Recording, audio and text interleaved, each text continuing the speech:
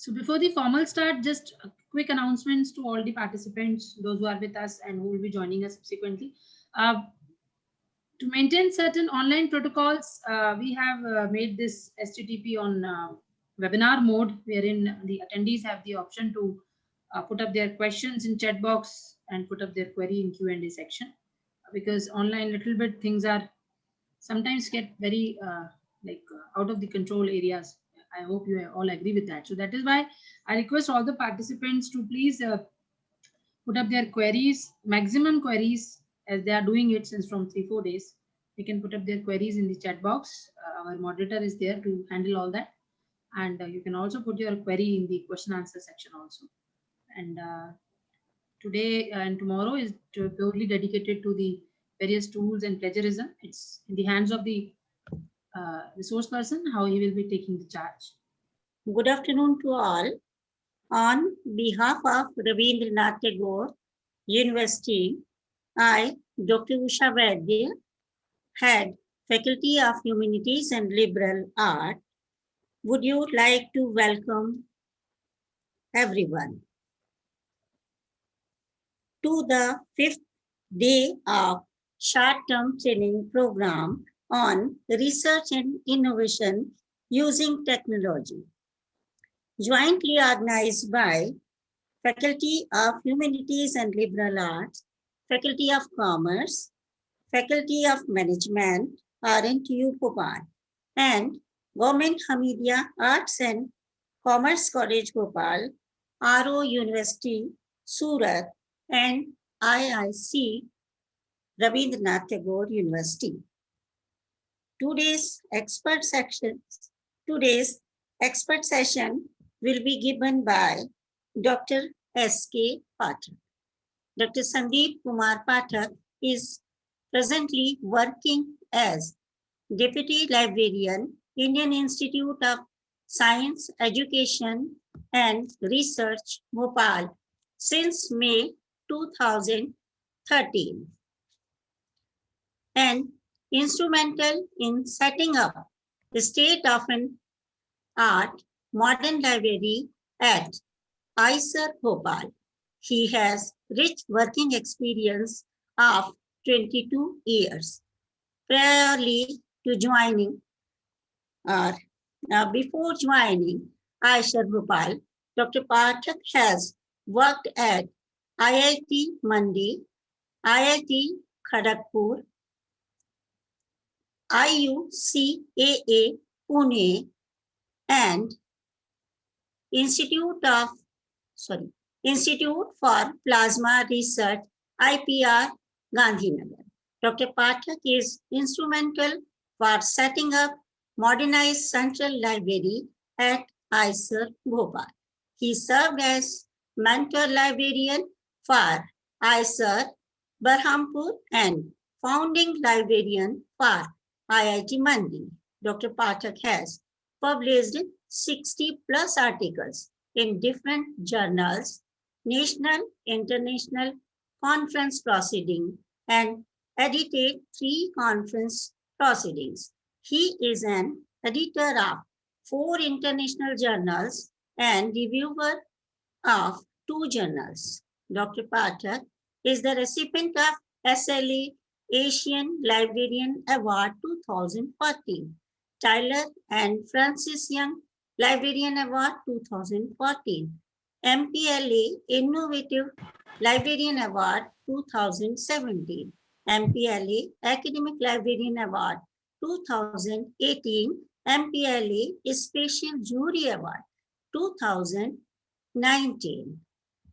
IISER Bhopal Library has also received the Aspiring Young Academic Library Award 2016. Dr. Pathak has visited Boston, USA in June 2015 to receive SLA Asian Librarian Award. He has also received second Best Research Paper Award by ISIS&T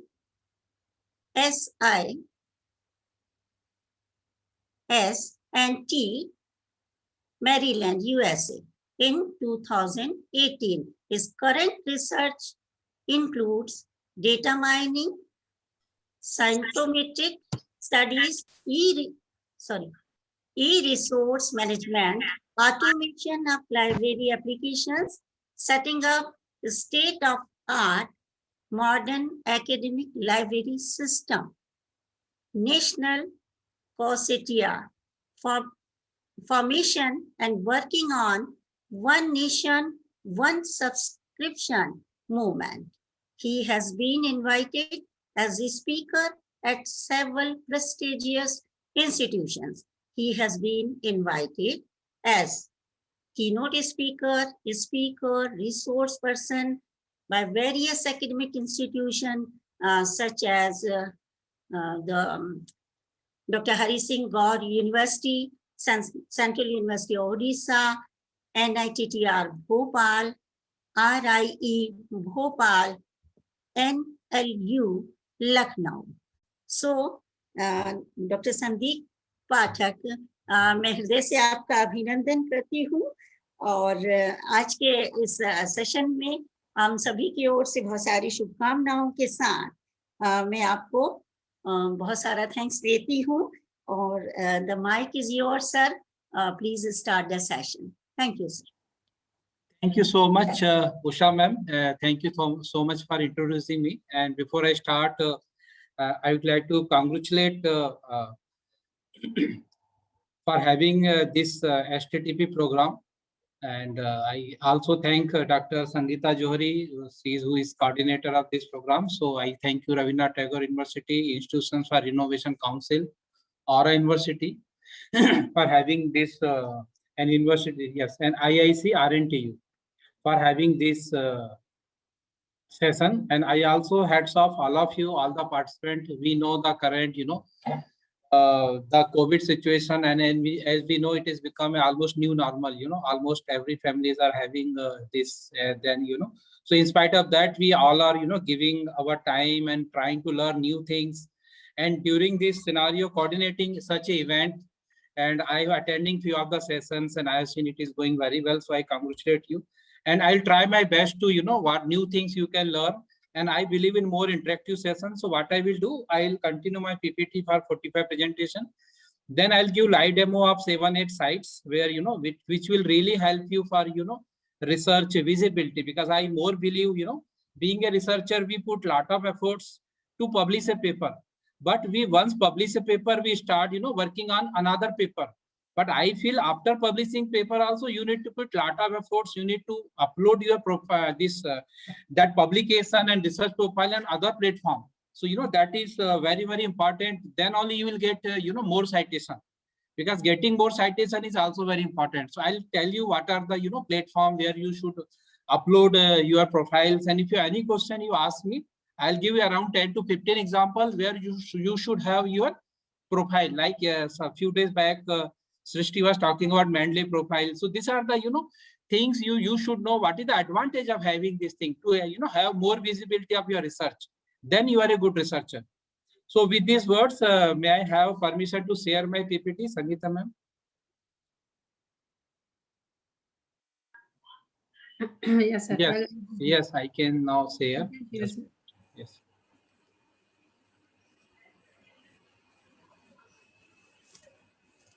Ma'am, please confirm if my PPT is visible. Sir, it is visible, sir. Yeah, thank you so much. You can turn on your video parallelly if it is possible for you, sir. Yeah, no, it's okay because actually, I'm having responsibility right now. 2 kids, I don't know when they'll be around. It's okay. I can understand. So, sir. yeah, I can really understand, yeah. Sir. It's yes. During the question answer session, I'll on my video. Fine, it's okay, sir. Perfectly, no issues, sir. Please carry on. What I will going to do, I have been allotted 2 slots. Today I'll be talking for 90 minutes and tomorrow again for 90 minutes. So what I will do today, I'll talk about the research support tools. And basically, end of my presentation, it doesn't matter whether I have covered or not. You are free to ask me any question related to, like how to start a journal and how to, get index in this. If your paper is already published in predatory journal, then what is the problems? Even you have articles in predatory, long back, this was not there, UGC list. But you are get very good citations. So that case, whether they are counted. So all those things, whatever comes in your mind, you are free to ask me. And so this is how my talk will go, right? So I think I already expressed my thanks to you. So these are the major things I'm going to cover. So this basically to spread more awareness about open academic educational resources and research support tools. And also very important to understand the scholarly publishing and place of preprints, because I am a good fan of open support tools and open source softwares. So there also I'll talk about preprints. Preprint movement is very, very important. Generally, we always run behind the subscribed content. But we know that there are a lot of educational resources, open educational resources are available. So it is our duty not only to learn ourselves, but also to teach our scholars, to tell our scholars, you should not always blame your university that, we do not have subscription to this many resources. There are lots of resources available. Even I am telling you, even you will not able to go through so many resources all available. And there are some sites where, so called we are very particular being Indian about, like Sci-Hub and all. But let me tell you, foreign universities, when they negotiate with this publisher, they say you give on this price, otherwise Sci-Hub is there. So they are very particular about, we think about research ethics and all those things, but foreigners, they don't care. They just see how they can save the public money. So that we'll talk, and we know about, there are free ebook sites.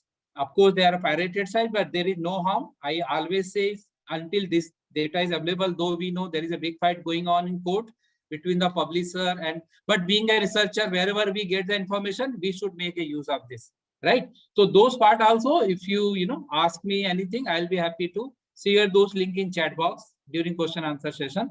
So Indian pirated book, there is a different site. Foreign authors ebook, there is a site, and then Sci-Hub, as I says. So I'll talk about all those things. And if you feel Sci-Hub, this link is not working, that also I will tell you what are the link you should host, because they parallelly keep changing their link, because as I say, big publishers are a big lobby, and they keep running behind this Sci-Hub, so they keep changing their URL. Yeah, and I will also talk about remote login access, and then Grammarly, as I say, actually Grammar, for Grammar there are many softwares, Grammarly, White Smoke, and the Ginger. So I'll talk about those, and then ORCID. Why only ORCID? We'll talk about Google Scholar, we'll talk about Researcher ID, and we'll talk about Pavlon ID, or whatever it comes in your mind, Microsoft ID. There are many things, and various others online web tools.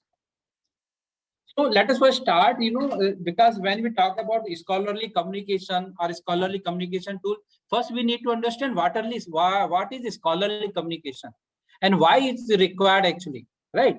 So as we know, this is scholarly communication, nothing but is the process, used by academician scholar to share the results. Like, for example, I'll say of IISER Bhopal, we have a 550 research scholars, and they work day and night, in the lab. You must be heard about IISER Bhopal. Now we are doing very well in ranking, being a new institution. But it's not a cakewalk. We have to set up. We put lot of investment money also on setting up our lab. Almost, I guess, maybe 750 crores have been spent to set up our labs. So we have a separate lab for UG and then PG. Then we have a MS program for physics, chemistry, maths, biological sciences, arts, environmental sciences, and now we have a data science and computer and electrical engineering. And we also have a humanities, social science, and economic science. So why I'm saying all those things? Because when we are talking about scholarly communication, because we know you are a teacher, and being a teacher, you have a lot of responsibility. You have to teach also, and I have seen even my institute teachers are putting a lot of efforts during this pandemic. We know still online classes are going on. So you have to prepare offline video, then you have to take class, then you have to send the notes in writing, then you have to take a recap class also. So a lot of efforts are being done by the teacher. Apart from the teaching, they have a research responsibility, they have administrative responsibility. Like I am a warden, one of the warden, I know what are the hurdles right now we are facing. We are requesting students to go back, they are not willing to go back. There are a lot of hurdles. So that's what I'm telling you. Nowadays, management, teachers, everybody is having a lot of tough time. But meanwhile, when we're doing the scholarly communication, so as we know, doing a PhD, it varies from institute to institute. Like in our institute, there are, at least they should have a 2 international publication, or they should be indexed by Scopus or, Web of Science. But we know parallelly, recently Scopus has withdrawn, I think you must be knowing, 12 papers from their index. It because there was a complaint that, they are predatory journals. So what they do, Web of Science and, this Scopus, they keep reviewing their, journals. So it's not necessary once any journal has been indexed, that will be forever. So they keep reviewing those journals. They see their editorial board, they see their reviewer board, how they are being reviewed, and accordingly they are taking the decision. So whatever we write, we write research papers, we write, this PhD thesis, MS thesis, or book chapter, or review article. So whatever we publish, that is called a scholarly communication. Means we communicate to the scholarly community, correct? So there are 2 kind of models are there, traditional model and open access model, right? So if you see here carefully, traditional model, I think everybody knows, right? That we, author submit a manuscript and then it is being reviewed. Review publisher will take 4 to 6 month time. Review publisher will take, 2 to 4 months time. And somebody may say that predatory publisher will take only 1 week time, right? So that we will discuss tomorrow. Then once it gets published, then, copyright is always with a, publisher, because they are very smart. Publisher will have a copyright. They will send you the agreement. You will simply sign, and then archiving. So as archiving part, we can archive in our repository, offline repository. For online repository, you have to go through the SERPA guidelines, and we have to see whether, you can, you have been allowed by the publisher or not. Like I have seen in ResearchGate, many publishers, they put full text in excitement. But you should avoid putting the full text on ResearchGate. Let them request to the author, because, many publishers, they do not allow you to put your full text paper on ResearchGate. Even ResearchGate also says that copyright is the, responsibility with the author. So one model is traditional model, another model is open access model. What is open access model? It looks very fancy, right? Open access means everything is accessible openly. It's not that. So here what will happen? Author, will submit the manuscript. That is correct. Up to here, no change. Then peer review process, no change. I think everybody knows here peer review. What is peer review? Suppose I submit my like an article to Lancet journal. Lancet generally, biological sciences, biologists, they generally submit their articles to the Cellpress platform. But even, now multidisciplinary, even physics guy, chemistry guy also do publish their paper on the Lancet. I'm just giving one example, because Lancet, there are few articles related to COVID is now in very much on the public platform. So suppose I submit a paper to a Lancet journal, and of course, Lancet is not open access journal, but I go for any other like Science, Nature Communication. Nature Communication is published by Nature Publishing Group, NPG. So Nature Communication is an open access journal. So suppose I submit my article to this journal. So it will ask you whether, if I ask them to, publish immediately, and it should be accessible to everybody, accessible to everybody the day it gets published. So that case, they will ask me to, that will come under gold open access. I'll discuss in my next slide. So what does it mean by gold open access? Means here, author has to pay the publication charges. Now, how author will pay this this article processing charges? We call APC. So there are 3 options. First is whether your institute is going to support, or you have some project money, or you can also pay from your CPD amount, or you can pay from your pocket, or other option, you ask them to waive off these APC charges. Most probably they will not listen to you. But if you approach them through your, librarian, because generally, librarians are having a very good network with these publishers and all those things, because, they are in dealing with, they know their Indian representative and others, and we, keep giving interview with their editorial teams. So if we request them, making some background history, as far as I have my experiences, I have a ratio of 60% success, especially those who are the society publishers. They are very, generous. And we feel happy to, waive off your publishing charges.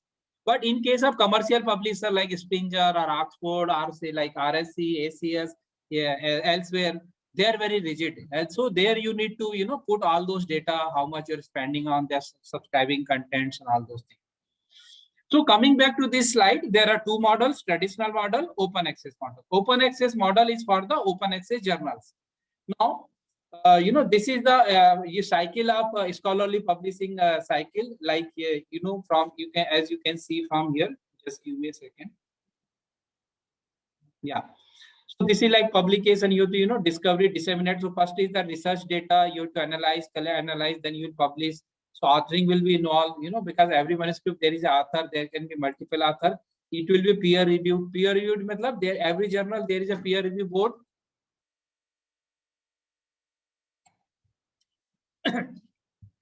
Peer review board, and they will review your manuscript. They'll check the science of this manuscript, whether it is in good, then they'll check the similarity of that, plagiarism, all those things. But if everything is as per norms, they will go for the publication strategy for publishing of this manuscript. So these are the two scholarly publishing models. Here scientists submit the manuscript, it will go to the journal, then editors will see this, then peer reviewers, and then this community will get to know. And another, see this thing, it is also same, but here manuscript, many this researcher, they will submit journal, but parallelly they will also submit on the preprint server. It is very much allowed by the publisher. And what is the, what is the advantage with preprint server? That, for preprint, submitting preprint also, you will get one DOI. Every article is having a DOI, right? Digital Object Identifier. Like every journal is having ISSN number. Every, book is having a ISBN number. Likewise, every article is having this DOI number. And DOI, is allotted by Crossref. We also know this, there is agency. So, parallelly, so what is the advantage of putting on the preprint server? Is that, once you upload on the preprint server, so, you will get some feedback also, like you do like this, some suggestions from your fellow colleagues. So you can have those changes and then you can submit in a journal, or parallelly also you can do, there is no problem. So preprint, you will see there is a version 1, version 2. Okay, I have seen the physics community, and especially they are very, active on this. You must have archive.org. They are very, active on this preprint server. There is another journal, and then, it goes to the then editor and peer reviewers, of course, like this, and then there is a community. So what is academic publishing? Is the same. Academic publishing is the subfield of publishing which distribute academic research and scholarship. And how academic publishing works? So we know that, most scholarly journals, they use a system of peer reviewing. Like there is a process of academic publishing can be divided into the 3 steps: production, distribution, and consumption. You need not write a theoretical part. I will avoid, because I'll share my PPT after my presentation is over. So then, you can go through this in the detail. So this is the some history when open access has come, But let me tell you, this open access, it has been actually exploited by predatory publishers. You must have heard Omax and, many other publishers. They are exploiting this open access model, right? Like, they will say, they will publish your article on open access platform, and you will have, what is the advantage of it? Basically, what was the logic of behind open access publishing? It will be accessible to everybody, because most of us, we cannot pay to subscribe this content, academic content. So it will be accessible to everybody. And at the last, we have to see from where we got the funding and all those acknowledgements we have to give. So predatory publishers, they have started exploiting this model. So we'll discuss, in tomorrow in my talk. So these are the open access model. You should know. One is, as I says, gold open access. So there is no subscription fee, and author pay the article processing charges. Green open access means, once embargo period is over, these articles become open access. It may take 6 to 24 months embargo period. As I said, Lancet is having a 6-month embargo period. So after 6 months, you can you can access any articles of that. Or Cell Press, you must be knowing Cell Press, publisher is publishing more than 15 to 20 journals. So there also, their all articles, become open access after 6 months.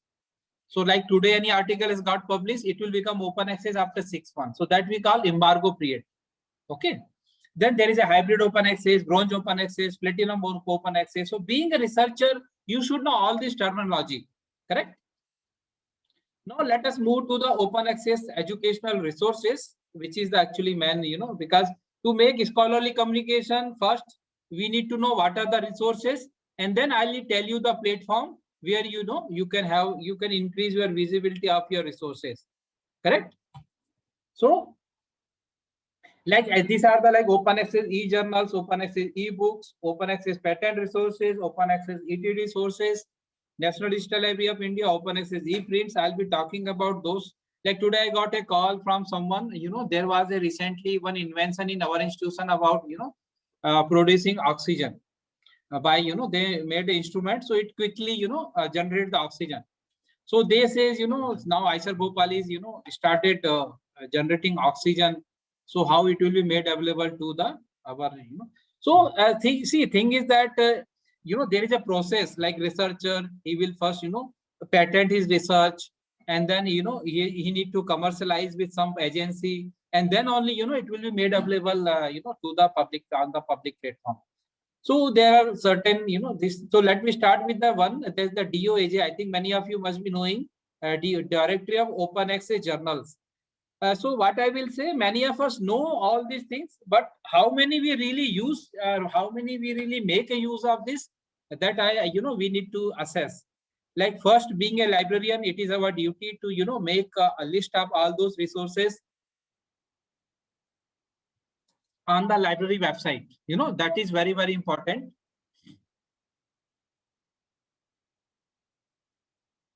Then, so this under Directory Open Access Journals, around 15,000 e-journals are available. They are completely freely accessible.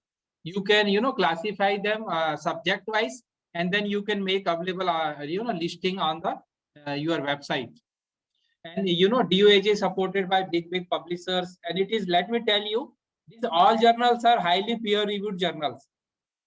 Not a single journal is predatory journal. Okay.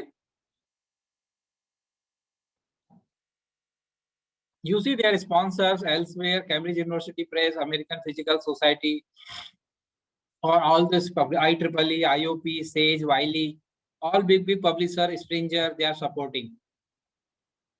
And then one more, I think there was a talk on Mendeley. So, generally, Mendeley, we from online, resources, we can add the references in our online library. So not only from like Google Scholar, any online, like from DOAJ also, you are searching anything, their option will come. You can save these references in your Mendeley online library. You can also save references from like National Digital Library of India or any other, online platform. Even many people, they say, like any website they want to, give a citation or reference in the references, you can go. Just open like isurvey.ac.in and just open your this web importer and just say add. So your website, isurvey website will be added, and it will return also access down. Okay. So these are the various DOAJ. Then core is also very, very important. This is the world largest collection of open access research papers. And they also enrich research papers from around the world, and then he also provides seamless access to content. So this also you should make a use. Then there is an open textbook library. So like this logo will come when you say open textbook library. So many of the textbooks are available. As we know, if you go to buy, like I'll give the example of my institutions. When I started giving, this, when this pandemic started in last March, we have requested, all the, students to go back to their home. Then they started how to access, our e-journals. So we have, given access to the remote login platform. Like in our case, it was VPN, virtual private network. Then, it was also decided that whatever textbooks we are buying, so that also what is textbooks, in their syllabus, that also we were told to, make available those in electronic form. So that means we need to buy those ebooks from those publishers and we need to make available to the research community, right? So this was the thing. So that also we did. So what I'm trying to say, if you having this platform, you will see there are lot many textbooks are available, openly. And this is a legal site. These textbooks are made available legally. So you don't have any issue over it. Okay, you can easily disseminate with your colleagues, with your scholar, with your students. So for example, there is a search button, right? You can see there is a search button. You go and write, for example, say physics or any keyword. The moment you write any word, these books will start showing. You click on any particular book, this content will come in PDF. The moment you click on PDF, this book will be downloaded. Then there are many other sites like Journal of Digital Information, Springer Open Portfolio, Sage Open.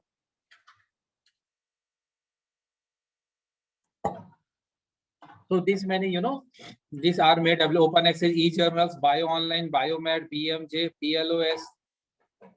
PLOS you must have heard about, right? Top 2% researchers, right? You must have heard about, na? 2% top researchers are over the world. But there was a lot of controversy. Like I was seeing somebody was talking in the Scopus ID, Scopus author ID. So what is happened in why there was a controversy, that Swasti, get down. So why there was a, controversy that many, renowned authors, they had a 2 or 3 or 4 Scopus researcher ID. So what during when this analysis was done, there only one ID was taken. So like their one ID was having only 20 publication, another ID was having 5. So their total was, not in a very handsome this thing. So that was the reason they were not counted in top 2. So what I tell you that, you need to make sure, that you should not have more than one, Scopus researcher ID. If you have more than one, you please delete that. You keep one. Make sure your all publications in that ID and rest of the IDs, you delete. Because Scopus IDs are, by default, they are created by the, this platform. So that is the, reason you might have, even I have seen people are having many ORCID ID, So that also you should not have. You should only one ORCID ID or ORCID, right? So that also you need to make sure. So managing the references, the research publications also, is time-taking thing. You need to, spend time on that. So these are the open access, again, e-journals. So there are a lot of lists I have put here. So you can, like NISCARE, all Indian journals, these are made available.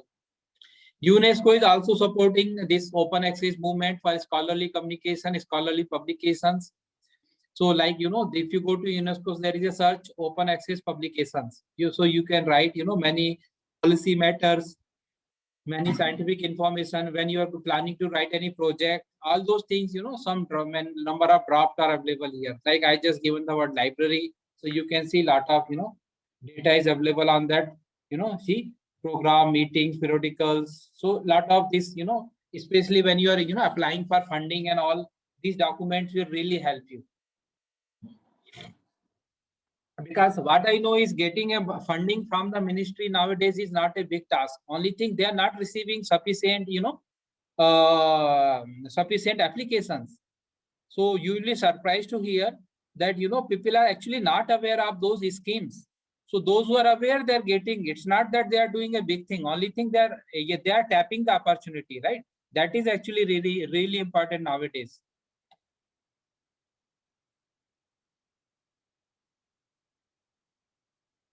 So these are the, again, electronic journals, library, please make a use. Then, these are the CSIR is, NISCARE is publishing open access journals, Indian Academy of Science, right? We know like all these Pramana, they're having, I think, around 15 journals in science, basic science, sadhana, proceeding from mathematical sciences. Then ICMR, then in this INSA, Sankhya. So these are the, agencies who are publishing open access journal. So I was talking about DOAJ, Directory of Open Access Journal, correct? Now, likewise, there is also a DOAB, Directive of Open Access Books. So there are, as you can see, subject-wise, lot of books are available. So you can download. Again, I'll say these are the legal side. All books have been made available legally, and you can make a use of this. Then there is a Project Gutenberg also. This is very important. I remember when I was doing PhD from Pune University, that time, we were told and we made a lot of, use of this. HathiTrust is also very useful, digital library. This is a pirated one, PDF drive. But of course, as I say, many of the Indian books, like Chetan Bhagat and all those books you will get over here.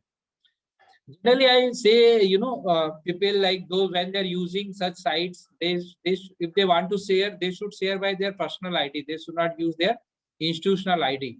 Right? That is the only thing is from my side. So again, this is a DOAB HathiTrust I was talking about. There is also a lot of open access material is made available freely. Million Book Project, that is also very important. More than 1.5 million ebooks. So see, many material is available. That's why I'm telling again and again that you should not complain to the management, to the university that nothing is available. Even I would say that it is the responsibility of the librarians to make sure that all such data is made available on the website, not just giving the link of Million Book Project. He should also take a small orientation, like on one orientation only on Million Book Project, another on that, So this is how it will create more awareness. Now let us talk about the bibliographic database. So that is there is a like chem synthesis. It is basically for chemistry guys, chemical engineering scientists, civil engineering, and then Chem Spider, ERIC, PubMed. Then there are access, thesis, and dissertation, right? So I think everybody knows about Sodhganga, right? But Sodhganga, lot of, but still, I have been told that like for example, Pune University is there for last, say 70 years. But hardly last 10 to 15 years, theses are made available, not, fully. Like I was searching recently for one Pune University, one PhD thesis submitted to Mumbai University. But I could not get any response from university, and later I could not find that, thesis on Sodhganga. So it is my observation that, old theses are still not available on the, this sites. Am I audible, ma'am? Yes, sir, you're perfectly audible. Okay. Yeah, because I just put headphone. Okay. So like Sodhganga, there is a ND, National, Network Digital Library Thesis and Dissertation, OATD. So I'll share, my PPT with Sangeeta ma'am. So I think she can share with all of you. So these are the various worldwide ETD. See, why I'm saying all those things? I saw there was a one, talk, I think first day, about research problems. How to, decide a research problem. So as a librarian, I would say how to make sure that nobody is working on your research problem. That is also very important, right?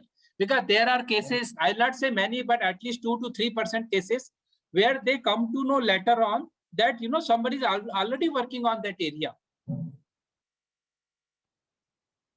So if you already completed 3 years, while doing PhD, it becomes almost difficult to, change your, topic. So what I would say, it is better, if you make sure before starting your PhD thesis, that nobody else is working on your area. Because like I'm working on, say, like crystallography. So I know through Vidwa, through like Scopus, citation databases, or like IRS, like who are the people, they are working on that area. So generally they have a, close collaboration.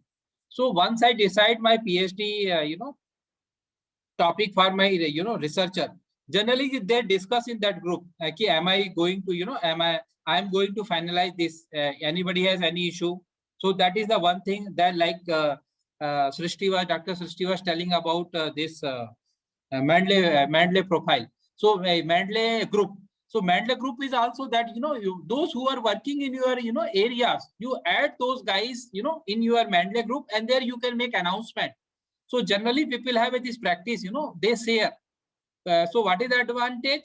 Since then no one can, copy that topic, because, and generally generally people share when they get registered on the safer side. If you are just registered with this topic, because there the chances people, might take, because there the cases, people have took idea from the preprint, publications on preprint servers. That is the reason I have seen many faculty members, they are not comfortable putting their, preprint manuscript on the preprint servers. So it varies from, discipline to discipline, person to person. But as a whole, it is a good practice. It is a, you should actually publish, you should submit your publication on preprint server. And one more thing, we know South Ganga, there is a South Gangotri also.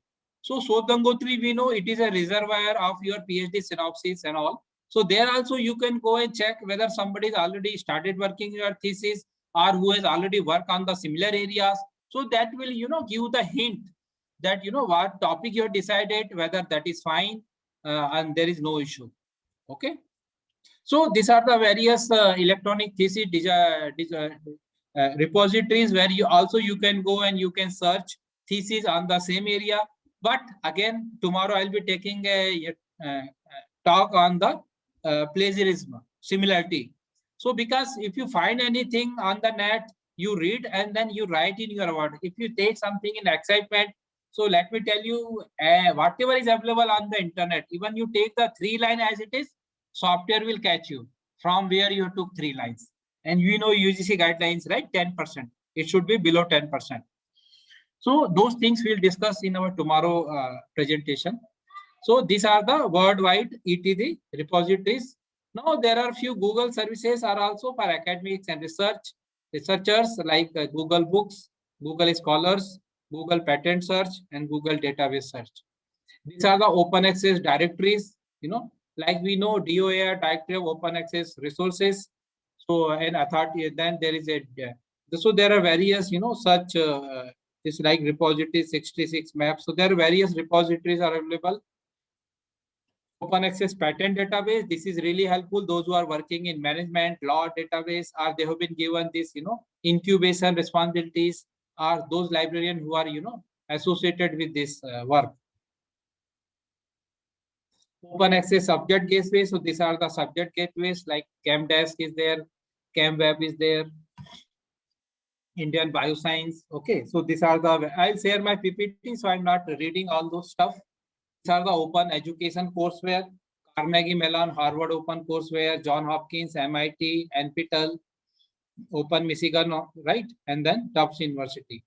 I have seen this, I have visited this MIT Open Courseware. So I have seen, they are doing wonderful job. They are updating these are their most visited courses. So as you know, you can freely download all these courses, introduction to algorithm, all those things. And such videos are also available on our NPTEL also. These are the open textbooks are available in MIT courseware, right? So if you are going to write any book or book chapter, you should go through these textbooks. Okay. So as you can see, these are the books are also available department wise. So suppose you are a faculty in physics, okay, you download physics. You can see now you can download books from like here. You can download from the DOAB. You can download from the I said like Core or Carnegie Mellon. These are the various projects. NDLI also you can download our open textbook library, right? So there are many resources. Only you need to spend time, and whatever you feel necessary, you can add in your bookmark. There is one more software, Greenstone software, right? Greenstone digital. This is a content management software, Greenstone. So if you can just see on the YouTube how to install Greenstone software. So your all photographs, because we see when we buy a mobile, after few months or year, our storage, get, full. Or if you want to share on the cloud, on the Gmail and all, then, you need to pay for this. So there is another option. If you install Greenstone, actually it is a software by the UNESCO long back, maybe I think more than 20 years back. They have given this Greenstone software. So if you can download, you can upload all your personal data. It's like your personal library. Of course, many libraries are also using for their annual reports, photographs and all. But you can make a use. Hello, am I audible, Sangeeta ma'am? Yes, sir. Yes. Yes, sir. Okay, Yes, sir. okay. So, these are the things you can make a use of this thing. So, and one more, I think I'd like to tell you, like Twitter, like I hardly visit now in this Facebook, but Twitter I found is, more academic platform. I have seen people now, they are doing posting on Twitter regular basis. And I'll give the example, like if you like any particular journal, for example, say Lancet journal, then if you go, they have a Twitter page. So if you go and follow all their stories, they have a mobile app, Twitter mobile app, all their latest things you will see on Twitter, and you can make through the latest things. All the major institutions, they are having a Twitter page. So why I'm telling all those things, if you are having a serious researchers and you follow, I have seen researchers, they follow only particular journals, right? So if you follow those journals on Twitter page, every journal is also having a Twitter page. So you will get to know their all, latest research and all. You can follow well-known scientists also in your area. So there also, people are doing a lot of, uploading their regular research on Twitter. So you need not spend much time. In a 5 minutes time, you will get to know in your research area what are the, people are doing good job and all those things. Then you can Twitter, you can reply them, you can tag them, you can retweet their research. So they very much like, oh, he is in my group, and there he is retweeting because Altmetric score, right? Like there is a H-index, there's a Altmetric score also. So, the moment it get retweeted, it will get, author will get more marks, and, their profile H-index will go high. So, Twitter also, I personally feel that whoever is listening me, you should have a presence on the Twitter, this platform. Then there is the online learning tools like Core Academy, Coursera, Duolingo, edX, Khan Academy. Khan Academy is not a completely open online. 40% of the text is online, but otherwise it is a commercial one. Then Messi Open Online Courses and Udemy. Udemy is also very useful. Then these are the other, Merlot is there. So there, like we have Coursera recently, Coursera in IISER Bhopal. The second one, as you can see, we have created an account because, during pandemic, student wanted to do some course from Coursera. So we had agreement with Coursera and free of cost, they have given us 6 month access. So 6 months, our student has, registered with this platform, they have, got a certificate free of cost from the Coursera. So those who are listening, those who are interested for Coursera detail can communicate me, separately.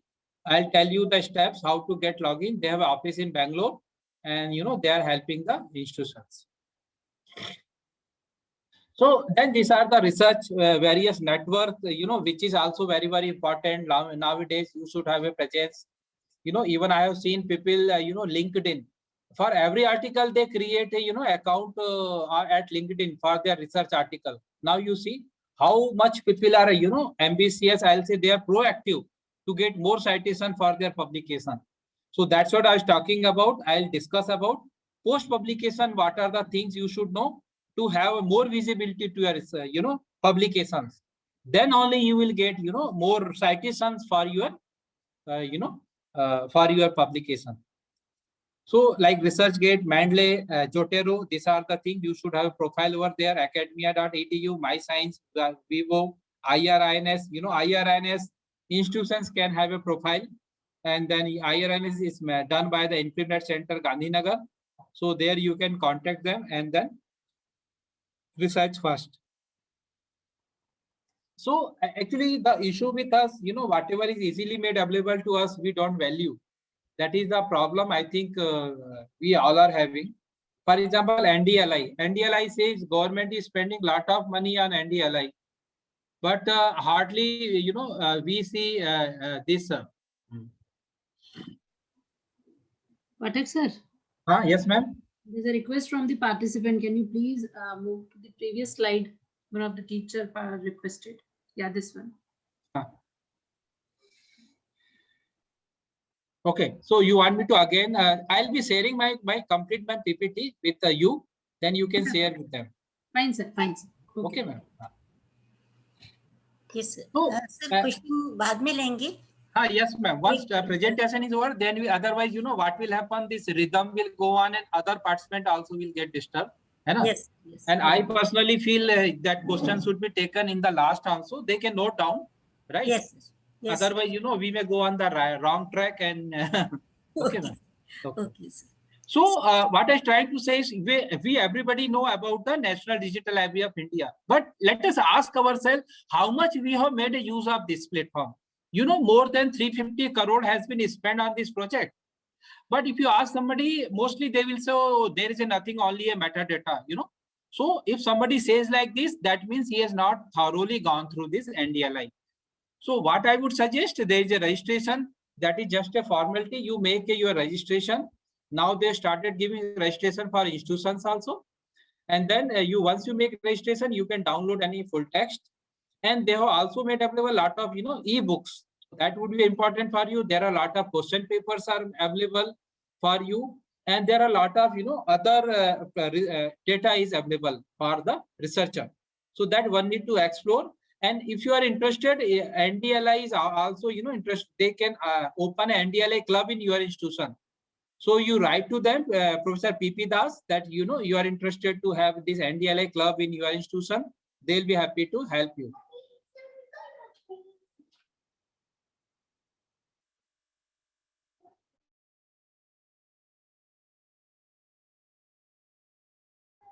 Okay. Then there is a law and management. Am I audible, Sangeeta ma'am? Sir, yes, sir, you are audible. Okay, ma'am. So these are the, like, you need to see, login is just for a formality, because they also need to, you know, have some record, because they need to justify what money they are spending. So that is the reason only they are put this, you know, login this thing. Then there are, you know, few accelerated hands-on learning, you know, like you need to go through this platform. I think many of you must be knowing this. Like now we know I'm Ministry of Education virtual lab. This time it is very, very useful. I sincerely request you go to this page and, you know, see how, you know, do your experiment by using this virtual labs. Then there is a view. This is also very, you know, e-learning platform, especially, you know, how you can, you know, you talk to the teachers. It was done in the association with the IIT Mumbai. Okay, a view. Then there is a e-yantra. It was also, you know, e-yantra is initiatives to incorporate robotics, those especially working in, you know, data science and computer science engineering. For them, it is very, very useful. So, you know, there is exciting hand-on applications of maths, computer science, engineering. Even I would say for 9th, 10th, 11th, 12th students, they would enjoy, you know, why to go for Byju and all. They all are, you know, taking videos from there and putting over here, right? So I request all of you, though, if you are having a young kids, you please ask them to make a use of such, you know, eKalpa is also there, project on creating digital learning environment for the design, also called eKalpa. It is also sponsored by ministry. Now, this is a very important part of this presentation. That is a research visualization tool. Then I'll take you to the live demo. Okay. So research visualization tools, you know, it is our responsibility to make sure, you know, that our all publications, like if I ask you how many of you are having ORCID ID, I'm sure you all will say yes, right? Can you raise your hand by digital hand? How many are having ORCID ID? Okay. So see, ORCID ID is now, it's become like your Aadhaar ID. See, like we all are having Aadhaar ID. Same thing, every researcher should have an Aadhaar ID. Even you, doesn't matter whether you are a new research scholars and you have just started a research, still you should have an ORCID ID, right? And then another question comes now, you know, because as I said, Scopus, you know, when you want to search any author like Scopus or Web of Science, I'll give a demo on Web of Science. How even you can search any author publication by ORCID ID. Like I am Sandeep Kumar Pathak. So somebody may say, you know, why I should go search by, you know, ORCID ID? I can search by Sandeep Kumar Pathak. But I think many of you men can tell me why not, why to search only with Sandeep? Because there are many Sandeep Kumar Pathak, or there can be many, you know, Vijay Rai or Sangeeta Johri. There may be many authors with the same name. So if you search by their ORCID ID, right? Like if your net is on, you just say, you go to the ORCID ID. If your net, you just go to the Google, just ORCID ID. Yes. No, sir, please carry on. Okay. So what I'm telling you, though I'll give a live demo, but if you are having a time, meantime you parallelly a browser, Google, you go to the Google, just say ORCID ID, and just there's a search option without even you log in. And you just say Sandeep Kumar Pathak. You will see many Sandeep Kumar Pathak. But when you see the left side association, you will say IISER Bhopal. Then you select, you will get the right Sandeep Kumar Pathak. Then you copy ORCID ID and search, right? So this is one example I have given. So now you see, when you go to ORCID ID, there is a works and there is a add works. So here manually you can add your works, right? You can add by search. You can search and link. You can add search by archives. This is a preprint server. You can add by DOI, or you can add manually also. Can you see the last option? You can add manually. So why I'm telling one more thing, suppose my name is say like, and many in we have such a system, like after marriage, surname get changed. So like first earlier I have a 10 publication, and after marriage now say I have like 6 publication. So 10 publication. But we know researcher is having only one ID, research is having only one impact factor. So why to break? So what I say, if you add your all publications in one ORCID ID, so what will happen? Your all publications will be under one umbrella, right? So it will be together with this index, So there is an option in ORCID ID. You can, what are the other names? It will ask you. So you can say Sandeep Kumar Pathak, Sandeep K Pathak, SK Pathak, Sandeep Kumar P. These are the chances are less. SK Pathak. So because initially we are not knowing that we were like I'm Nirmal Kumar Ganguly. So somewhere when I am a co-author, somebody has made me co-author. He may say Nirmal Ganguly or NK Ganguly, and we may not realize that our name is not correct. But now people are so much aware. So whatever names are there in your publications, earlier publication, those names you take as a keyword and put in your ORCID ID. Their option is there. Like it asks keywords. Basically, they are your synonyms name, or your names which are already in your publications. Okay, so that if you add, then what is the advantage? If you are searching, any of your paper, they all will be visible at your single platform. So this is the thing you can add.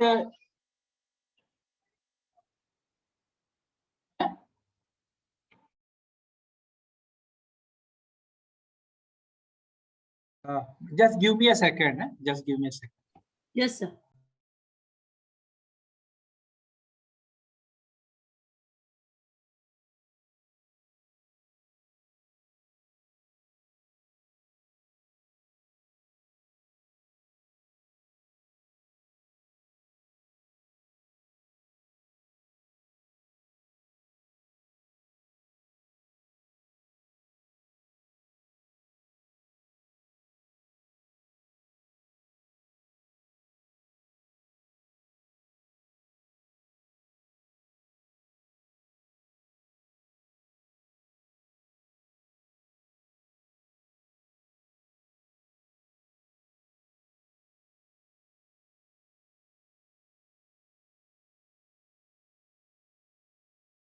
Hello, am I audible, ma'am?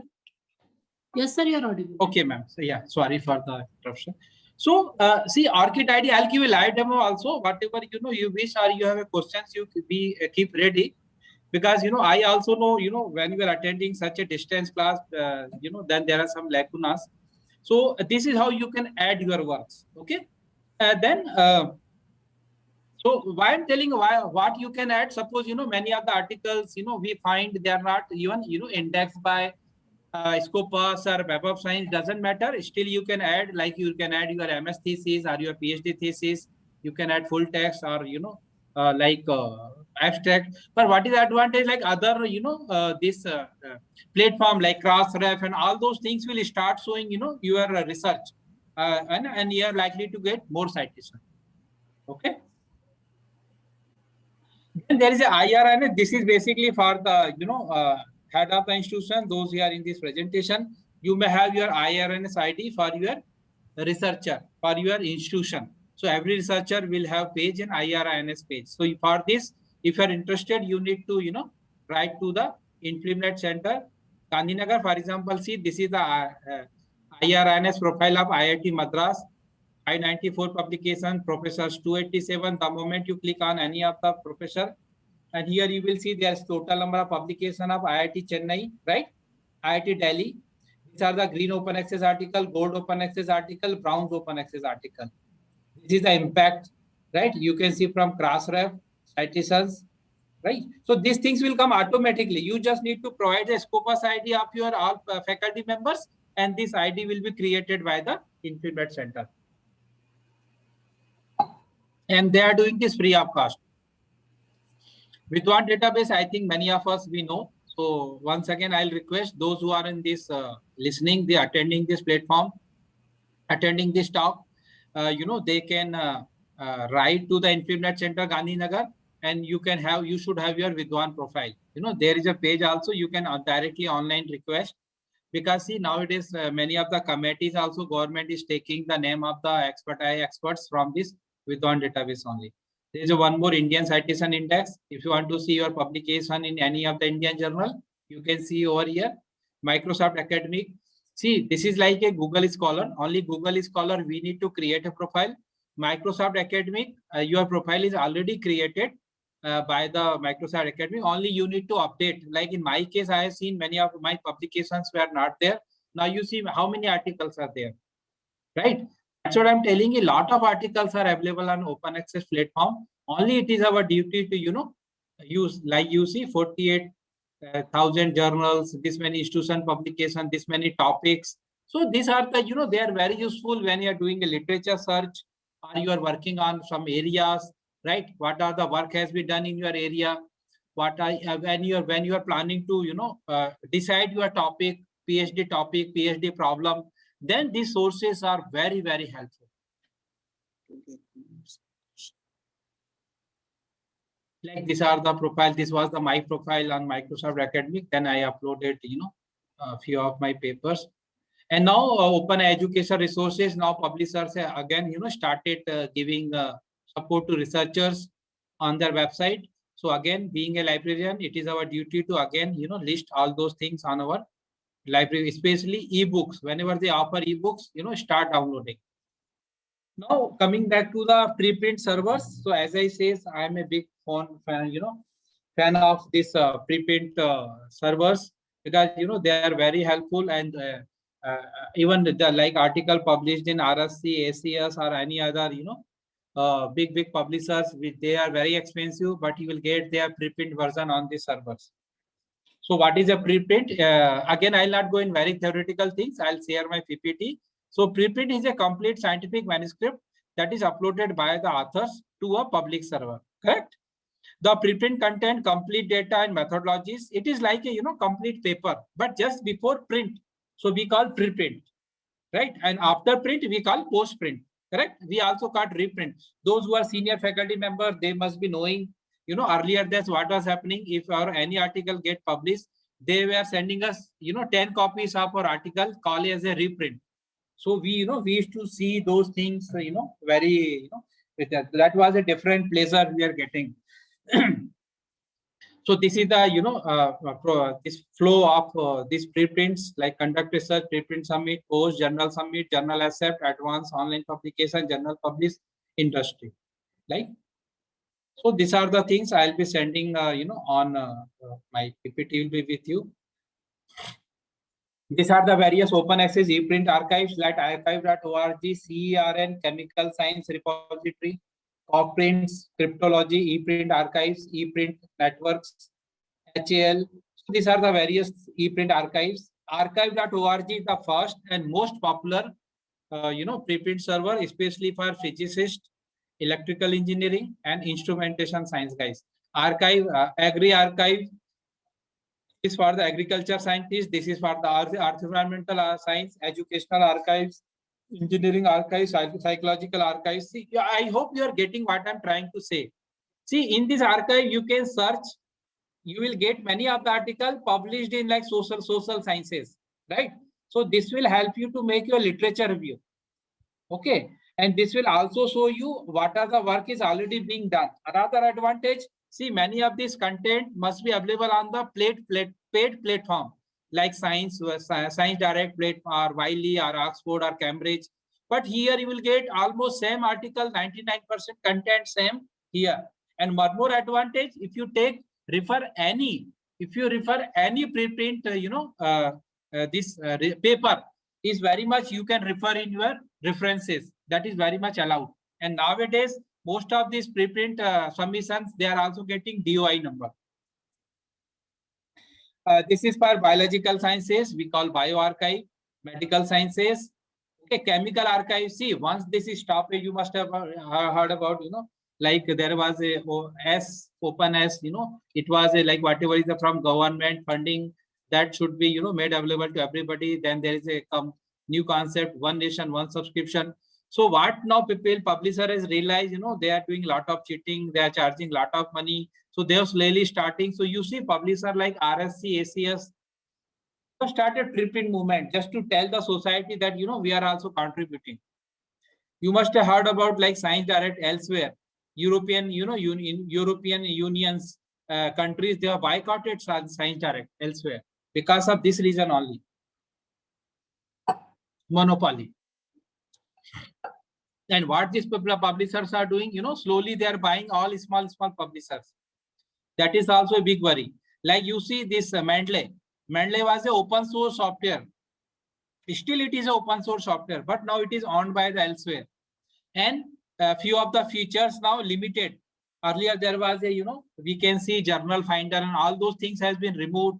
You can submit your biodata, you can find your research project, so this grant and all those options has been removed by, Mendeley. So this is the, drawback. Once these softwares go to these commercial things, they start, tightening the features of open access software. But anyway, so this CAM archive, is by the ACS archive, then RSC and many other renowned publishers.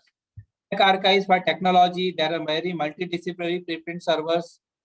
These are the few aggregators, okay? And SERPA guidelines basically tells us, about the publishers, license agreements, guidelines and all. Now, like someone asked you, okay, whether my journal, is indexed in Scopus or not. So if you just do the Google and just say, name of the journals indexed by Scopus, you will get a list. Or name of the journals indexed by Web of Science on Google, you will get the list. Okay, just like I have given an example here. But if you see this UGC care list, I don't know for what reason they are not giving the complete list. Okay, they are just, they says, go and search one by one. For science, I'll give a live demo. So I'm just avoiding at this moment. So these are the various citation analysis tools. I am sure you know what are the citations, right? And I think somebody is already covered, because citation is very important. We need to understand how to cite, why to cite, and when to cite. Because, that is the reason I think tomorrow I'll cover in my presentation about all those things. So now Google Scholar, right? Google Scholar, I think also we should have a Google Scholar ID, right? And Google Scholar, what is the advantage? All your, the moment you log in, you open your Google Scholar account. I'm sure here everybody is having a Google Scholar account, right? So what you have to do, go to the Google Scholar. First, one of your Gmail ID should be, signed in. Then open another browser, say Google Scholar, and then create your profile. The moment you create your profile, if your publications are there, automatically your, all publications will be visible, right? And if you want to delete any paper, you just select here and then delete option will come. Because what will happen, it might happen that, Sandeep Kumar Pathak. So there may be many Sandeep Kumar Pathak. So suppose I have a 10 publication, it may show me 80 publication. So you have to go and delete manually. So it does not happen with the Scopus and Web of Science. That is the reason, many times Google Scholar is not being counted, as your the H index is not, given weightage. Now, like as I said, every author should have a, this ORCID ID, Google Scholar ID, Microsoft ID. Then, we talk about, where to submit our articles, where to publish our article. So always, like journal like Lancet is having more than, 60 impact factor. So you must have heard about impact factor. I think everybody knows, but I'll just explain in few seconds time. Suppose any journal impact factor is 9. What does it mean? That whatever articles are being published in that journals are getting minimum 9 citations. It's not necessary that every article will get 9. One may get 0, another may get 18. This is just an average. So this is the formula I have given here, right? Total number of citations for last 2 years divided by total number of articles. There is one more H index, right? So every journal is having an impact factor and every author is having a H index, correct? So H index was given on this scientist, George Hirsch. So I'll give the one example of H index. For example, I have my H index is 6, right? My H index is 6. What does it mean? That I have a minimum 6 publications which are having more than 6 citations. Suppose my H index is 7. What does it mean? That I have a minimum 7 publications who are having more than 7 citations. Suppose my H index is 32. What does it mean? That I have a minimum 32 publications which are having more than 32 citations. So where this figure will match, like your number of articles and citations, right? Suppose see Kangal Bhattacharya, his H index is 52 and he is having more than 269 publications. So when we see his number of publications and number of citations, where it match is become his H index. There is a one more now new, that is a alt matrix, alternate matrix we call, right? Alternative matrix. So it basically, calculate your presence of your research on the, web, social media, right? So alt matrix captures way in which articles are disseminated through in expanding scholarly ecosystem. And like I says, more you could retweet, you will get some marks. So like there are some tools who provide alt matrix like Plumex and all. Even, now this your institutional repository also you can, club with the this alt matrix scores and all.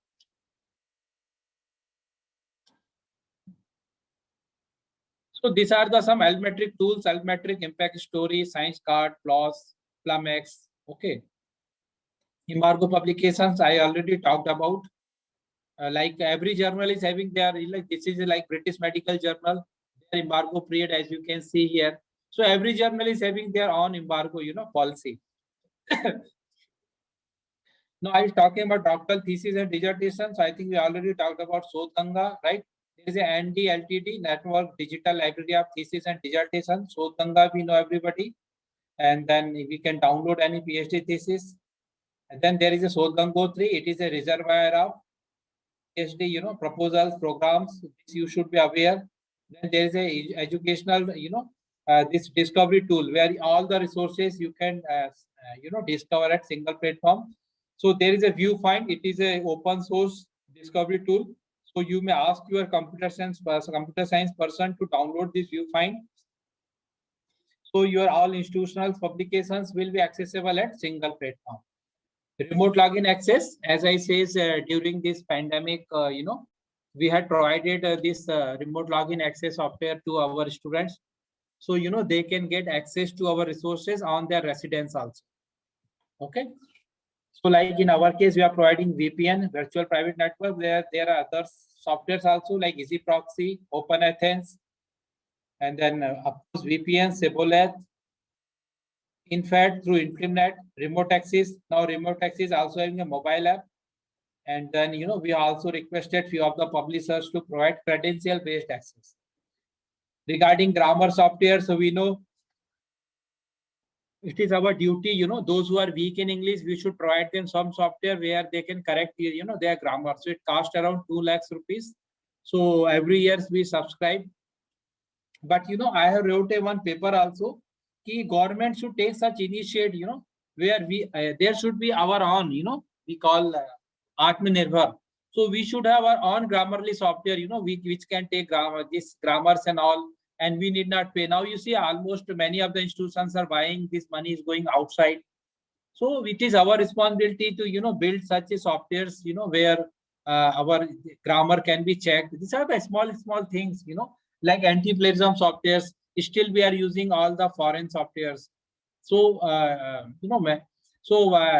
lot of, our money is going out. So why cannot any of the IITs or any of the, these like companies like TCS, all these people can, take the responsibility of developing, such softwares. Ginger is also a grammar checker software. It is slightly, cheaper than Grammarly. It is also a very good grammar checker. Then there is a White Smoke, but it is little expensive. Then reference management software, I think there was a dedicated talk, so I'll not talk about this. There is a Jotero, there is a Mendeley. These are the open source software. They have both version, online version and offline version, right? And then you can MS Word, you can just type and you can choose. These are the various, styles, whatever, where you are submitting, those you can do. ResearchGate, we know this is by the scientist, for the scientist. But as I says, you need to be careful when you upload any full text. You need to see whether publisher is allowing to upload full text or not. Correct?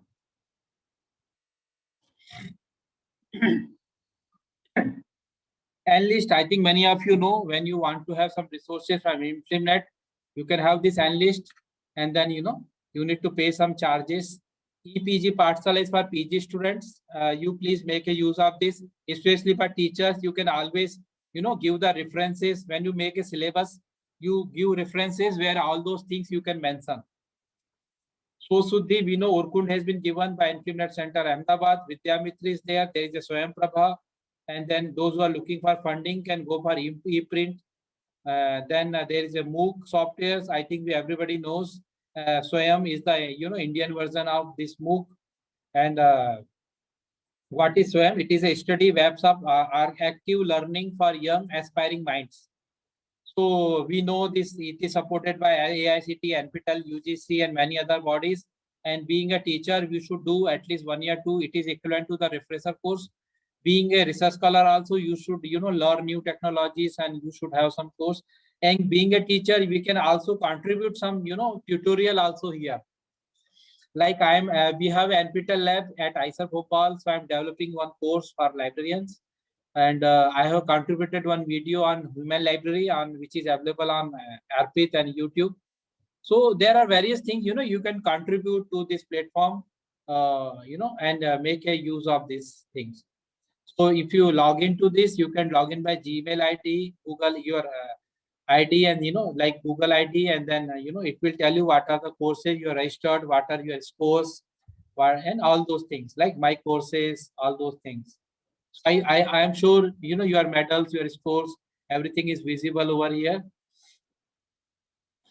And then coming back to the NPTEL, this is a national program for technology enhanced learning. It is very useful. I think everybody knows. But let me ask a question to ourselves: how many of us have really made a use of this platform? So that we need to understand. There are a lot of very good videos, like my MSc. I have done only by seeing NPTEL videos. Hardly I have seen their books. I have seen their syllabus, and most of these topics were available here, and I have gone through this. So NPTEL, you can, these are the very NPTEL is also offering online courses, and then NPTEL workshop. They are also organizing online workshops. Coursera, as I said, IISER Bhopal, we have made available for our students. These are the enrollment. You can also think for your institution. So they will get you weekly report about, users reports and all. This is for you want to check the, this H-index of your institutions and all. And I talked about, this is the South Asia archives. These are the complete ebooks are available on NDLI platform. So now I'll go to the online demo version because I have got 15 minutes.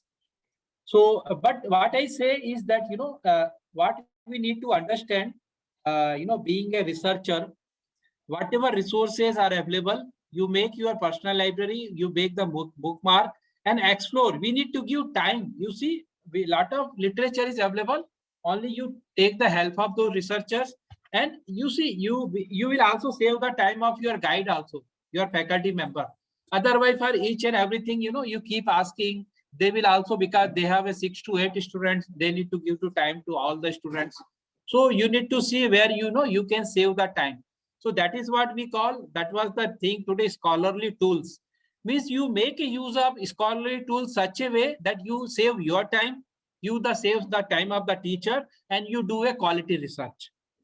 That is what, for doing quality research, reference management softwares are important, research tools you should know. So that is the reason, like one publisher reject your publication. So within a 2 minutes, you can change the style and you can submit the paper to another publisher. Because their ready-made styles are there, references, you can immediately change those styles, right? So we need to know all these things, and we need to become a smart researcher, right? So these are the references I have used, and now I'll move to the online demo presentation. Ma'am, can I give some online demo? Yes, sir. Yes, sir. You can. Okay, I'll just take 10 to 15 minutes, and then by that time, participant can keep ready their questions. Okay, sir. Yes, ma'am. Let me share.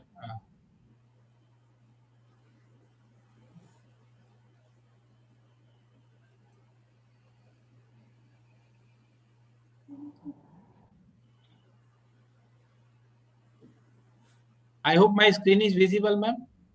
Yes. Okay. So right now you can see the Web of Science. We have access to Web of Science. So as somebody was talking, giving a idea about this, like these are the citation tools, Web of Science, Scopus, but still many people may not be having an idea, hand-on session, because these are the paid softwares like Web of Science or Scopus. So I'll just give a demo of in a minute. What is Web of Science? It is a Clarivate analytic, softwares. So suppose I want to now check see now there is a author search. Can you see? Let me just increase the.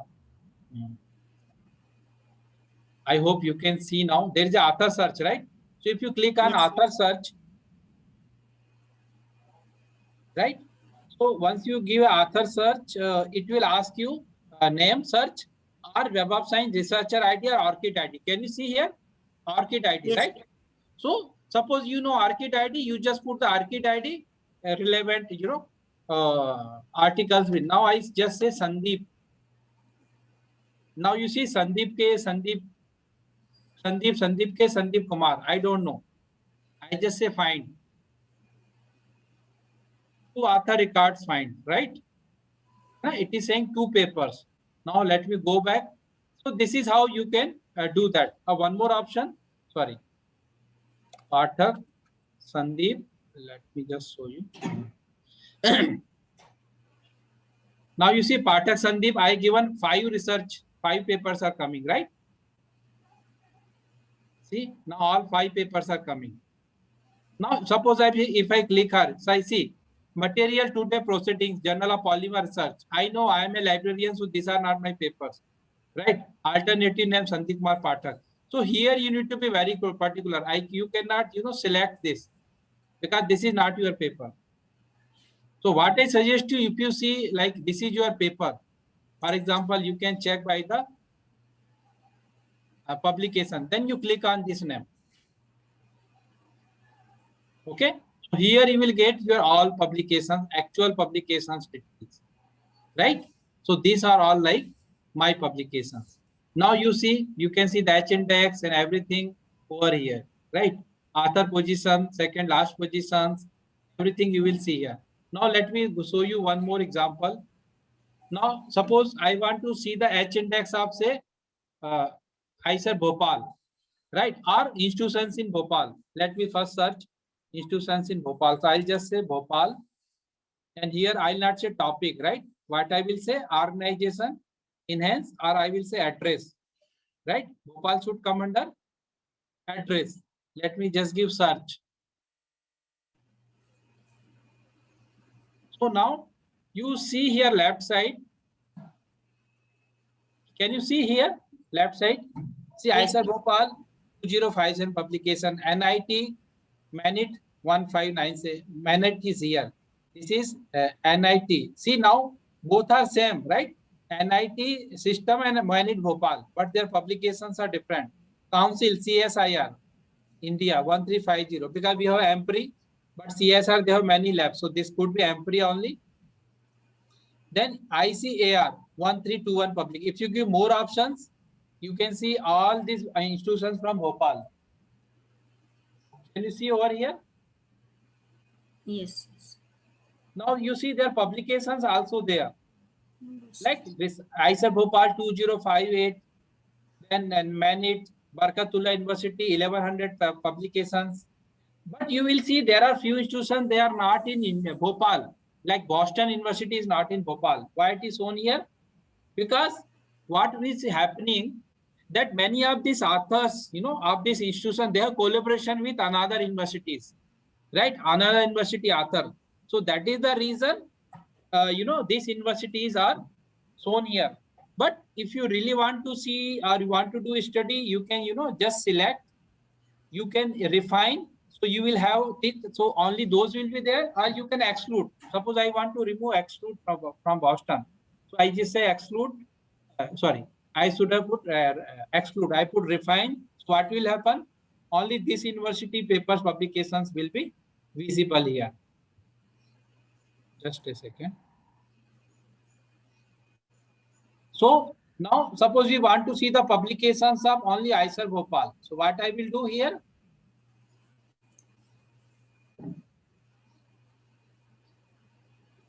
What I will do, I'll just say ISER and I'll say refine, right? So only ISER Bhopal will be there.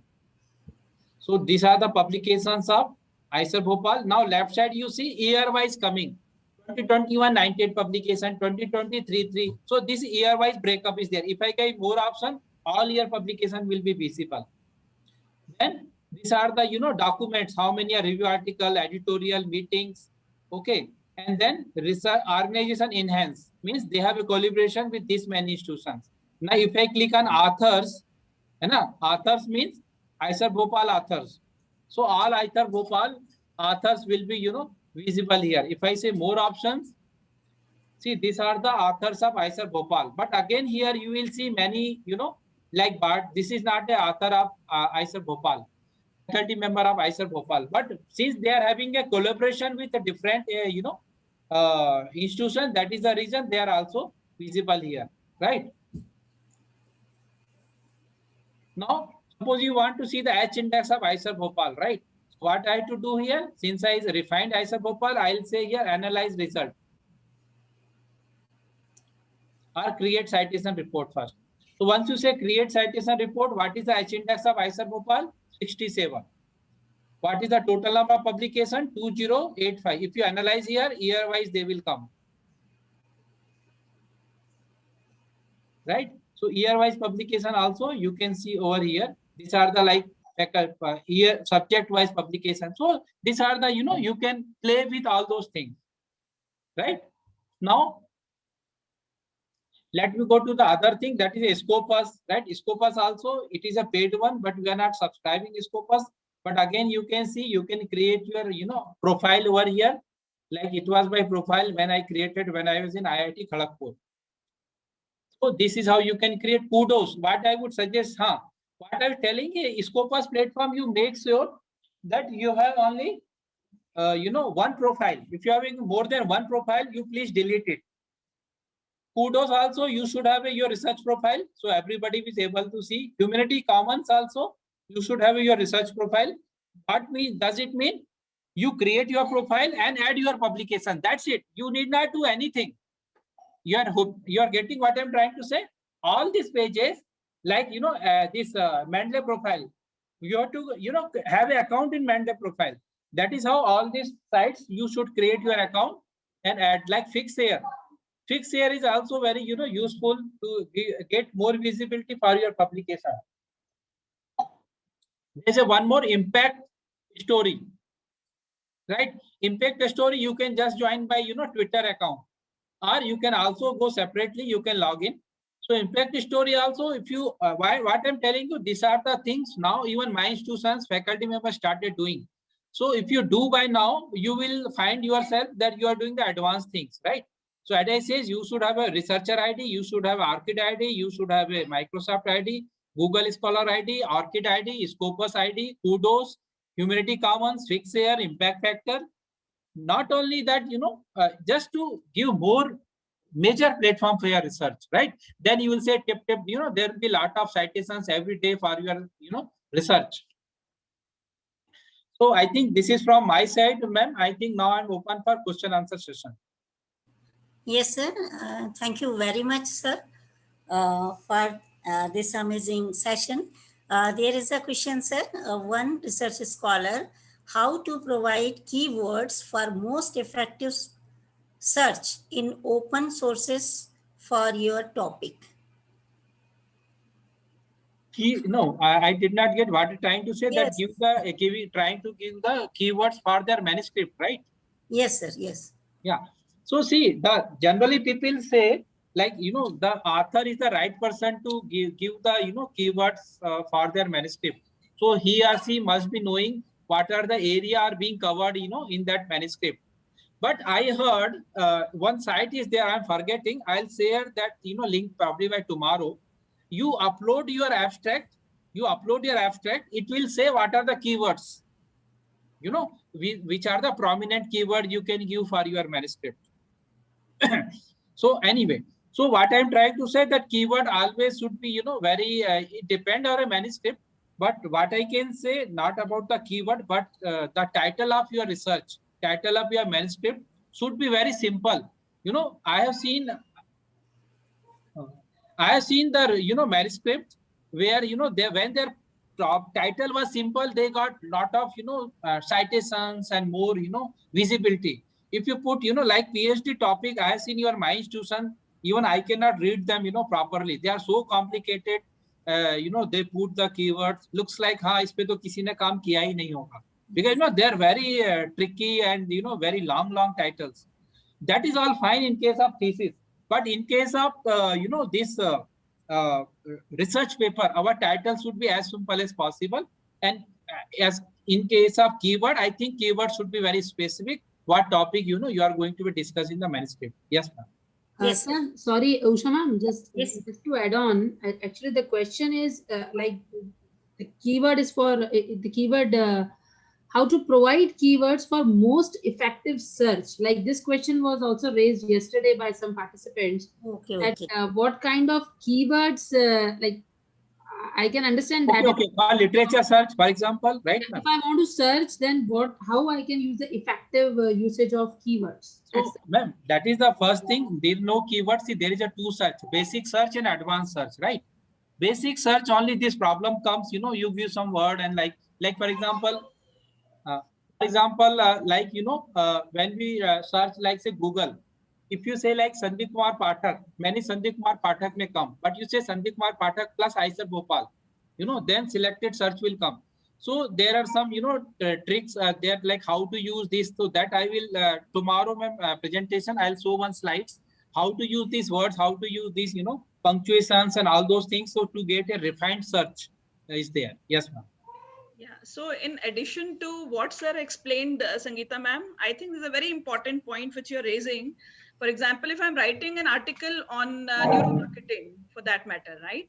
So I may look for neuroscience, good research papers on neuroscience, which are written in neuroscience, psychology, sociology, and moreover, I think it will actually cover all the interdisciplinary aspects also. So when we are looking for specific keywords, we need to be very clear. Let's keep the objectives in mind, that what different objectives and outcomes we are actually defining for that particular article. So I think that will help. As sir rightly said, that the author has to decide the keywords, because I think this question was raised earlier also.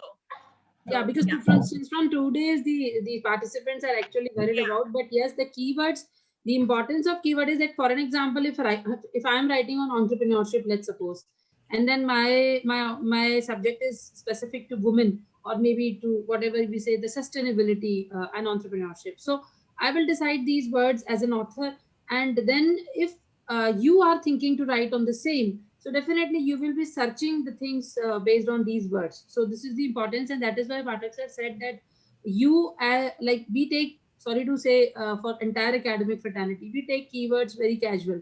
Even in the Shodh Ganga also, it is being asked by the guides to put keywords while uploading the thesis. So that is why also that to get more citations, also the keyword is also, I think, of utmost importance, Pathak sir. If I am giving proper keywords, then definitely my things will be cited by others. So, and one more thing, man, I'd like to add here. Once you like say any, but you search any particular for keyword, and then you will say left side there are filter options will come. So then you know you can keep refining your research. It's not that your first research only or first search only. All those things will come. Always, whether you see Google or any platform, left side search option will you can filter. For example, say Google Scholar or any other NDLI. So that also researcher can use those filter options to get the exact research. Exact what he want. Yes. fine. So Usha ma'am, please take Yes, the next. next scholar says, really, we are not aware the different sources available with us. So, sir, please tell us which one is more appropriate being a new in the research field. Okay, so it's arguing about social science. Somewhere you use social. So Yes, it sir. does It it. is basically these participants are asking that like what open access journals, which open access journals are Which is best? for social science See, management. New okay. and Yes. yes. So I'll be sharing my PPT. Sharing there is nothing like best. See, there are a lot of resources, lot of databases, and all are having like many of them are having a database in many of the subjects. So one researcher has to go through those because as Monica ma'am has also mentioned that every researchers may have there are different tastes. So we cannot say which area they are looking for. For example, say NDLI. NDLI is very useful for as a layman. Like you are looking for the question paper, old question paper, like all IIT JEE question paper. So like if you go talk about DAJ, Directory Open Access Journals. So there are highly peer-reviewed journals, and they are very specific subject, like all the subjects material is there. For example, you talk about Open Textbook Library. So there you will get only all foreign authors books. You will not get any Indian authors books. So every site is having their pros and cons. So one need to explore. That's what I was telling you. One need to give time. There is no shortcut for research. So that is what one need to spend time. And not many in my PPT. I might talk about 50 to 80 these resources databases. So if you spend 1 week time, I think you would be able to tell us that yes, these are the 10 resources useful for me. So I would say there is no shortcut. You need to explore all these resources, give your time. But as generally people, when they are young, they don't know anything, just they jump to the Google Scholar. When they find all scientific article, they say, oh, they are very, highly technical. What I will do, where I will go. So that's what I say. That's what I say. Researcher should always do whatever you do in the consultation with the faculty member, with the PI, with the who is your researcher, a PhD guide.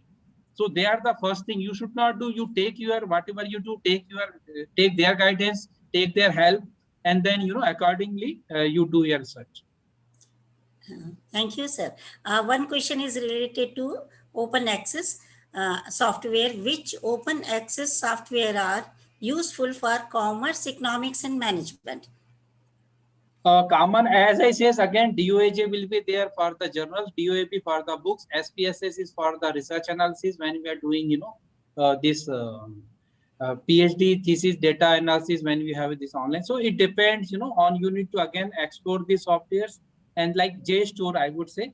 But JSTOR only thing, majority JSTOR is basically for the mathematics and the social sciences. But majority of their this is like not openly available. But 20% of the database of JSTOR is now made openly, so they can also make a list of. So what I'm saying is, the person is asking you open DOAJ, Direct Open Access Journal. The moment you open, it will ask you to subject wise you categorize. So there will be social science also. So every database there is a various subject, they are classified in the subject manner. So you need to spend some time on those databases.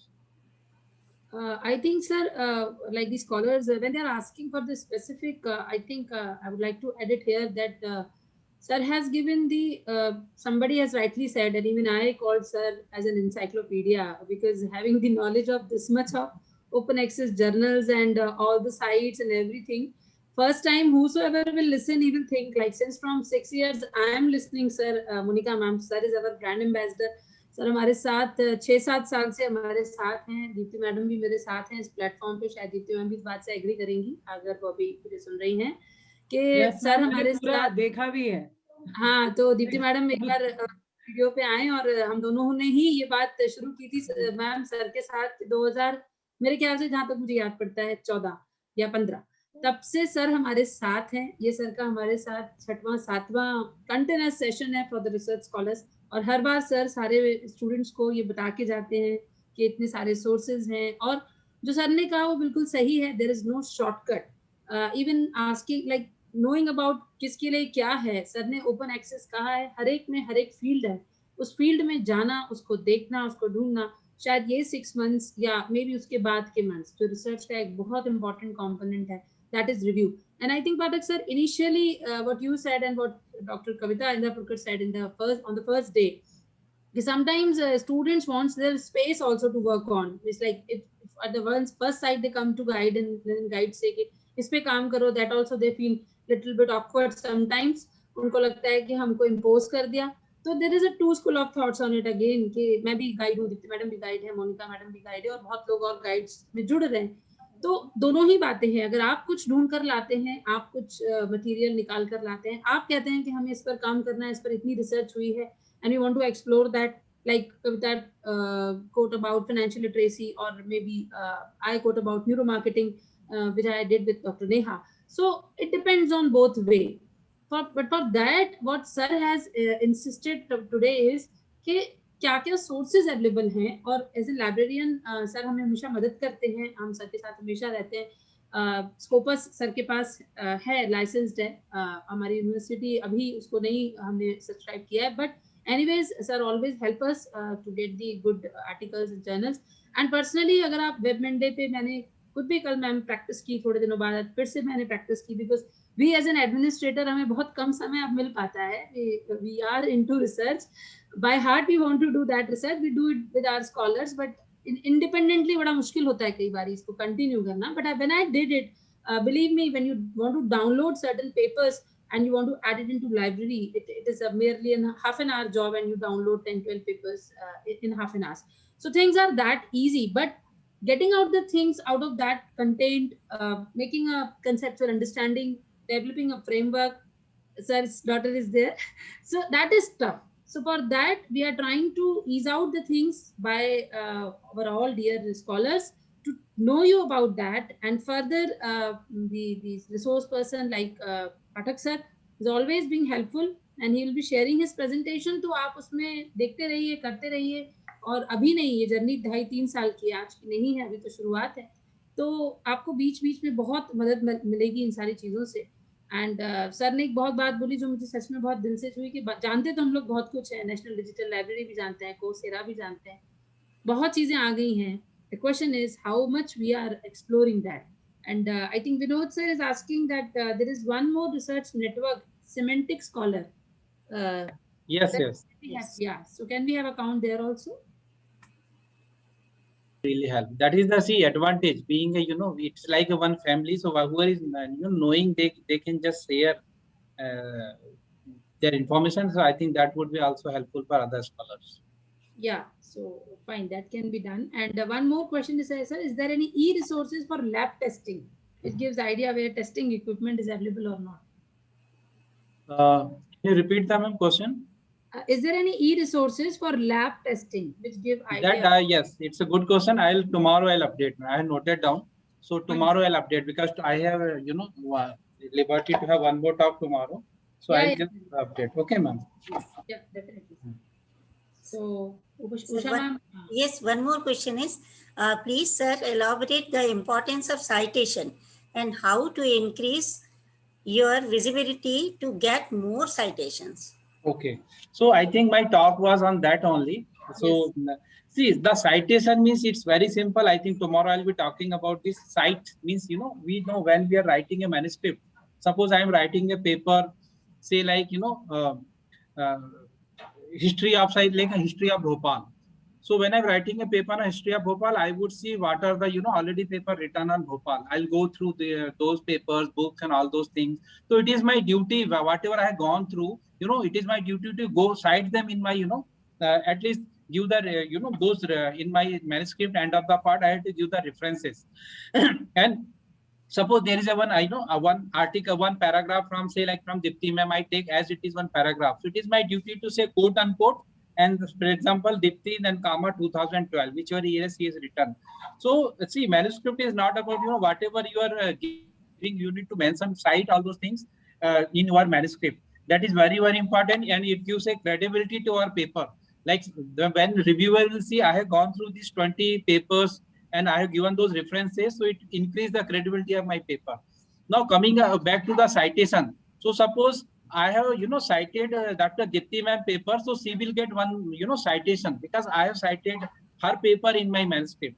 So this is how, if my paper is good, so I'll get more and more citation. So suppose Dipti ma'am has written a very good paper on history of Bhopal, and so whenever somebody will write paper on Bhopal related to Bhopal, definitely he or she will cite her paper. So she will get those citation. Now, what will happen once she get more citation to her paper? So her H index will go high, because there are many H index. There is a H index, there is a G10, there is a G20, I10, I20. If you have a more, like your I10 is 20, that means you have minimum 20 publications which are having more than 10 citations. And today I talked about simple H index, right? So this is the advantage of citation. And let me tell you, this is now everything is about citation. If you get more citation, that means your manuscript is really helpful for the society. You did really a good job. If you are not getting any citation, so people think, okay, you have just written a manuscript paper, published a paper, but since you are not getting any citation, means your paper may not be really, helpful. That is not always, but this is the perception about this thing. When many people say, like Scopus Web of Science, you go and see, most cited paper, you will give 5-10. So people can predict who is going to get a Nobel Prize in this area, like chemistry or physics.